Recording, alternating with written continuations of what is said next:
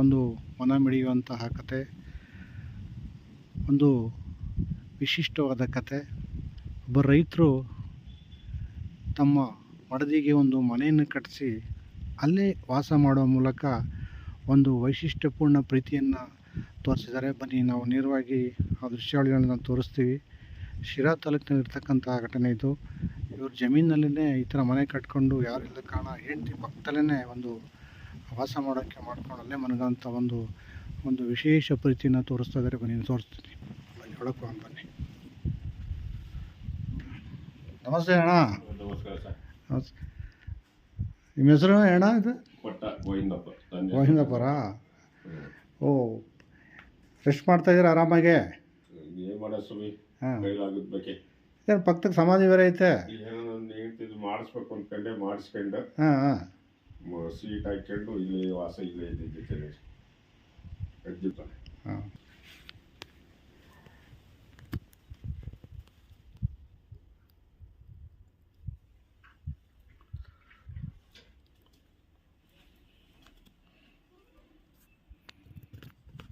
ಎಲ್ಲರೂ ಬಿಡು ಎಲ್ಲನೂ ಸ್ಮಶಾನದಲ್ಲಿ ಹಾಕ್ಬಿಡೋಣ ಅಂತ ಹೇಳ್ಬಿಟ್ಟು ಸುಮ್ಮನೆ ನೆಮ್ಮದಿಯಾಗಿ ಇದ್ಬಿಡ್ತಾರೆ. ನೀವು ನೋಡಿದರೆ ನಿಮ್ಮ ಹೊಲದಲ್ಲೇ ಒಂಥರ ಮನೆ ಕಟ್ತಂಗೆ ಕಟ್ಟಿ ಮತ್ತು ಜೊತೆ ನೀವೇ ಇಲ್ಲೇ ವಾಸ ಮಾಡ್ತಿದ್ದೀರಾ. ನಿಮ್ಗೆ ಏನು ಅನ್ನಿಸ್ತದೆ? ಏನು ಆ ಥರ ಪ್ರೀತಿ ಅಂತ? ನನ್ನ ಹೆಂಡತಿ ಮೇಲೆ ಪ್ರೀತಿ ಆಯ್ತು, ನನ್ನ ನಂಬ್ಕೊಂಡ್ ಬಂದಿತ್ತು. ನಮ್ಮನ್ನು ಇಷ್ಟು ದಿವಸ ಸಾಕೈತೆ, ನಾವು ಅವನ್ನ ಸಾಕಿದ್ವಿ. ಏನೋ ಅನಿವಾರ್ಯ ಒಂದಿನ ಹೋಗಲೇಬೇಕು, ಹೋಗಿದ್ದಾರೆ. ಅವ್ರನ್ನ ನಾನು ಹಂಗೆ ಅಲಾದಿ ಮಾಡಬಾರ್ದು, ಒಂದು ಪ್ರೀತಿನ ಕಾಣಬೇಕು. ನನ್ನ ಜೀವ ಇದ್ದಂಗೆ ನಾವು ಒಂದಿನ ಹೋಗರೇನೆ ನಮ್ಮ ಪಾಡು ಏನಾಗಲಿ, ನಮ್ಮ ಪಾಡು ಇದ್ದಂಗೆ ನಾವು ಇರೋ ತಕ್ಕ 2 ದಿನ ಅಚ್ಚುಕಟ್ಟ ಮಾಡಬೇಕು ನಮ್ಮ ಹೆಂಗಸದ ಅಂಬೋದು ಒಂದು ಪ್ರೀತಿ ಬಂತು ಸರ್ ನನಗೆ. ಮಕ್ಕಳು ಇಲ್ವಾ? ನಮ್ಮ ಮಗ ಇಲ್ಲ ಸರ್, ಆಬ್ಸೆಂಟ್ ಮಾಡಿ ಕಡಿಮೆ ತೀರೋತು. ಸೊಸೆ ಮೊಮ್ಮಗಳು 15 ದಿವಸದಾಗೆ ಅದೇ ಹೋಗ್ಬಿಟ್ರು. ಕೊನೆಗೆ ಇನ್ಸೂರೆನ್ಸ್ ದುಡ್ಡು ಬಿಡಿಸ್ಕೊಟ್ಟಿಲ್ಲ ನನಗೆ, ಕೂಳಿಗಿಲ್ಲ. ಹ್ಞೂ ಸರ್, ನಾನೇ ಮನೆಯಾಗ ಅಡುಗೆ ಮಾಡ್ಕೊಂಬಂದು ಟಿಫನ್ ಬಾಕ್ಸ್ನ ತಂದು ಮನೆಗೆ ಉಂಟ್ಕೊಂಡು ಇಲ್ಲೇ ಜೀವನ ಮಾಡ್ತಾಯಿದ್ದೀನಿ ಸರ್. ಇಲ್ಲೇ ಮನೆ ಕೆಂಪ್ತೀನಿ. ಅದರಲ್ಲಿ ನನಗೊಂಥರ ಸಂತೋಷ, ನೆಮ್ಮದಿ. ಬಿಡತ್ತ ಗಂಡ ಹೆಂಡತಿ ಒಂತಾಗಿದ್ದೀವಿ ಎಂಬುದೊಂದು ಪ್ರೀತಿ. ಅಷ್ಟಕ್ಕೆ ನನಗೆ ಇಷ್ಟೊಂದು ಕೆಲಸ ಮಾಡ್ಕೊಂಡಿದ್ದೀನಿ ಸರ್. ಬರಲ್ಲ ಅಂತೈತಿ. ಕಾರಣ ಅವರು ನೀವು ಸಾಯೋತಕ್ಕ ನಾನು ಯಾರು ಬರಲ್ಲ ಅಂತೈತಿ. ನನ್ನ ಜೀವನ ನಾನೇ ಉಪಯೋಗಿಸ್ಕೋಬೇಕು ಸರ್. ಇಲ್ಲೊಂದು 2 ಚಿಲ್ಲರೆ ಎಕರೆ ಐತೆ, ಕೆರೆ ನೀರಾವರಿ ತಗ 1.5 ಎಕರೆ ಐತೆ ಸರ್. ಹಿಂಗೆ ಸ್ವಾಮಿ ಯಾರನ್ನು ಕೊಟ್ಟರೆ ಅದು ಅಡುಗೆ ಪಡುಗೆ ಮಾಡ್ಕೊಂಡು ಸೊಸೈಟಿಗೆ ಅಕ್ಕಿ ಕೊಡ್ತಾರೆ. ಜಮೀನು ಮಾರಕ್ಕೆ ಬರಲ್ಲ ಸರ್. ಪಿತ್ರಾಜಿತ್ ಆಸ್ತಿಗಳು ಅವ್ರು ಬೇಕು, ಅವ್ರು ಬಂದು ಮಾರಂಗಿಲ್ಲ. ಸಾಲ ಐತೆ, 4 ಲಕ್ಷ ರೂಪಾಯಿ ಸಾಲಗಾರ ಸರ್ ನಾನು. ಅನ್ಯನ್ಯವಾಗಿದ್ದೀವಿ ಸರ್ ನಾವು. ಹಾರ್ಟ್ ಅಟ್ಯಾಕ್ ಪ್ರಾಬ್ಲಮ್ಮು ಸೊಸೆಯಿಂದ ಮೊಮ್ಮಗಳಿಂದ ಕರ್ಕೊಂಡು ಹೋಗ್ಬಿಟ್ರಲ್ಲ, ಅವ್ರು ಬಿಡ್ಲಿಲ್ವಲ್ಲ ಮೊಮ್ಮಗಳನ್ನ.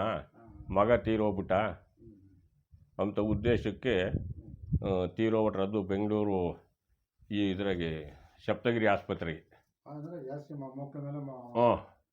ಮಗನ ಮೇಲೂ ಮೊಮ್ಮಗಳ ಮೇಲೆ ಪ್ರೀತಿ ಜಾಸ್ತಿ. ಬೆಂಗಳೂರಿಗೆ ತೀರೋದ್ರು ಸಪ್ತಗಿರಿ ಆಸ್ಪತ್ರೆ ಒಳಗೆ. ನನಗೇನು ಯಾವ ತೊಂದರೆನೂ ಇಲ್ಲ ಸರ್. ಕನಸು ಬೀಳೋದಾಗಲಿ ಇನ್ನೊಂದಾಗಲಿ, ಅವ್ರೇನು ಮುಂದೆ ಕಾಟ ಕೊಡ್ತಿದ್ದೆ ಆಗಲಿ, ಕಾಟ ಕೊಡ್ತಾರೆ ಅಂತ ಹೇಳ್ಕೊಂತಾರೆ. ನಾನು ತಲೆದಿಂಬ ತಲೆಗತ್ತು ಹಾಕಿ ಮನೆ ಕೆಮ್ತೀನಿ. ನನಗೇನು ತೊಂದರೆ ಏನಾಗಿಲ್ಲ ಸರ್. ನನಗೆ ನೆಮ್ಮದಿ, ಸಮಾಧಾನವಾಗಿದ್ದೀನಿ. ಇಬ್ಬರು ಬಂದರು ನಾನು ನೋಡ್ಕೊಂಡು ನನಗೊಂದು ಇಟ್ಟು ಕೊಟ್ಟರು ಸರ್. ನನಗೆ ಈ ಜಮೀನು ಬೇಡ, ಏನು ಬೇಡ, ಸಾಲ ತೀರಿಸ್ಕೊಂಡು ಆ ದುಡ್ಡು ಬಿಡಿಸ್ಕೊಂಡು ಸಾಲ ತೀರಿಸ್ಕೊಂಡು ನಮ್ಮದಾಗಿ ತಾಯಿ ಮಗಳು ನಮಗೆ ಜೀವನ ಮಾಡ್ಕೊಂಡ್ರೆ ಸಾಕು. ನಾನೇನು ಅವ್ರನ್ನ ಅವ್ರಿಗೆ ತೆಳಬೇಕು ಅಂಬೋದಿಲ್ಲ. ಇವತ್ತಿಗೂ ನನಗೆ ಅವರು ಬೇಕು. ಯಾಕೆ ವಂಶಕ್ಕೆ ತಿರೋಳು ಈಗ ಒಬ್ಬಳೇ ಒಂದೇ ಹೆಣ್ಮಗ. ನನ್ನ ವಂಶಕ್ಕೆ ಒಂದೇ ಹೆಣ್ಮಗ, ಇನ್ಯಾರೂ ಇಲ್ಲ, ಗಂಡು ಇಲ್ಲ, ಹೆಣ್ಣು ಇಲ್ಲ. ಇಂಥ ಪರಿಸ್ಥಿತಿ ಮಾಡಿ ಆ ಅಮ್ಮ ಹೋಗಿ ಬೆಂಗಳೂರು ಸೇರ್ಕೊಂಡು ತವ್ರ ಮನೆಯಿಂದ. ಈ ನಮ್ಮನಿಗೆ ಯಾಕೆ ಇಷ್ಟೊಂದು ಹಿಂಸೆ ಕೊಡ್ತಾ ಇದ್ದ? ಮಗನ ಕಳ್ಕೊಂಡೆ, ಹೆಂಡತಿ ಕಳ್ಕೊಂಡೆ, ನೀನು ಯಾಕಮ್ಮ ಇಷ್ಟೊಂದು ನನಗೆ ನೋವು ಕೊಡ್ತಾ ಇದ್ದ? ನಿನಗೆ ಆಸ್ತಿ ಇಲ್ವೇ, ಅಡವಿ ಇಲ್ವೇ? ಲಾವಣ್ಯ. ಮೊಮ್ಮಗಳ ಹೆಸರು ಅರ್ಚಿನಿ.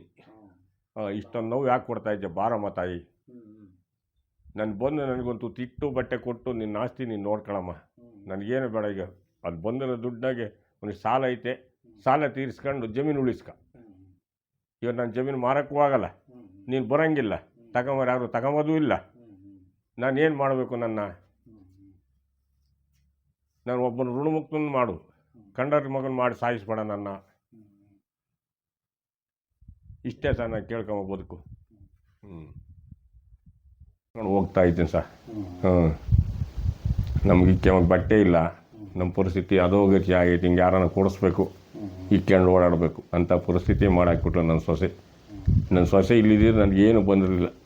ಕಬ್ಬಣದಂಥ ಆಸ್ತಿ ಇಕ್ಕೊಂಡು ರೋಡ್ ಸೈಡ್ ಹೊಲ ಪೂರ ಮನೆ ಸರ್. 20 ಓಜ್ಗುಂಟೆ ಕೊಡ್ತಾಗೆ ಐತೆ ಸರ್. 15, 25, 33 ಆಯ್ದು ಮನೆ ಕಟ್ಟಿದ್ದೀನಿ ಸರ್. ಒಂದು 12 ವರ್ಷ 10 ವರ್ಷ ಆಗಿದ್ದು ಮನೆ ಕಟ್ಟಿ. ಅವಳ ಮದುವೆಗೆ ಗೃಹಪ್ರವೇಶ ಮಾಡಿದ್ದು.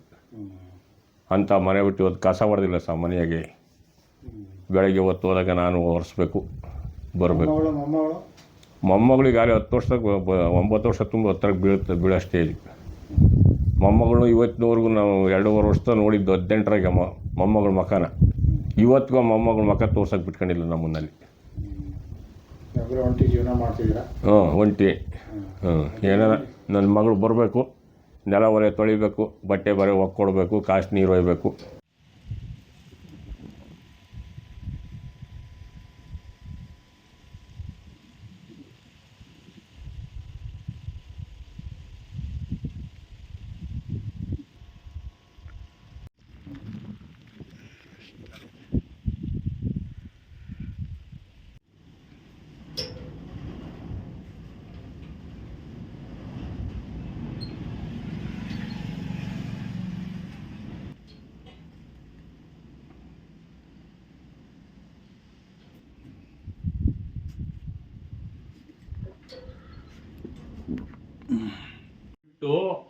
ಸುಮ್ಮನೆ ತೆಳ್ಳು ಕಾಂಕ್ರೀಟ್ ಹಾಕಿದ್ದೀನಿ.